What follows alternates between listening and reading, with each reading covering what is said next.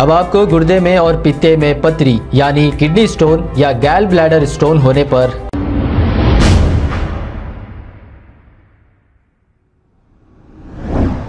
अस्सलाम वालेकुम नाजरीन, 7H न्यूज सच को रखे आपके आगे।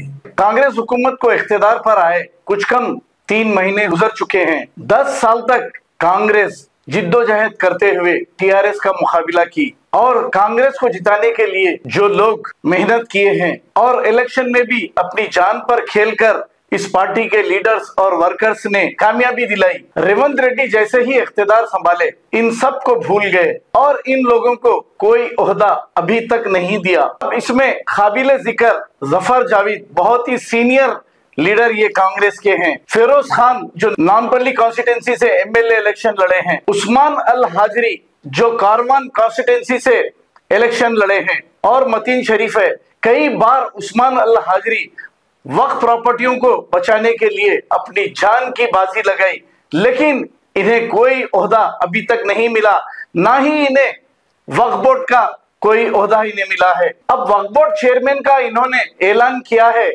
लेकिन हम भी 20 साल तक सियासत में थे और ये चैनल शुरू करके 8 साल हो गया, लेकिन ये शख्स को हमने कभी भी नहीं देखा। आखिर किसके रिकमेंड से इतना बड़ा ओहदा इन्हें दिया गया वक्फ बोर्ड चेयरमैन का। अब आप देखिए, सिर्फ चेयरमैन बदला लेकिन बोर्ड मेंबर सारे के सारे पुराने हैं, जो माजी में कितनी ईमानदारी से ये लोग वक्फ के जमीनों को बचाया ये आप अच्छी तरह जानते हैं। अब ऐसा ही अगर हाल रहा तो एमपी इलेक्शन में जीतना मुश्किल ही नहीं नामुमकिन हो जाएगा।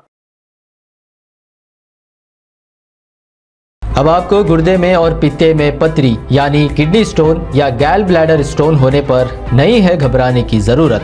शहर हैदराबाद में सालों से इस इलाज के लिए खानदानी सिलसिले से चला आ रहा है भरोसेमंद नाम RS यूनानी फार्मेसी, जहां पर खास तौर पर पित्ते में मौजूद पथरी और दोबारा पथरी ना होने का किया जाता है मुकम्मल इलाज। आपको इस दर्द से हमेशा के लिए मिल जाएगा छुटकारा। No side effects, no operation. तशखीस करते हुए दवाएं की जाती है फराहम, तो देर ना करें, जल्द ही तशरीफ लाए RS Unani pharmacy, Bahadurpura X road, opposite Canara bank, Hyderabad. मजीद तफसीलात के लिए रब्त करें 9390610436 पर।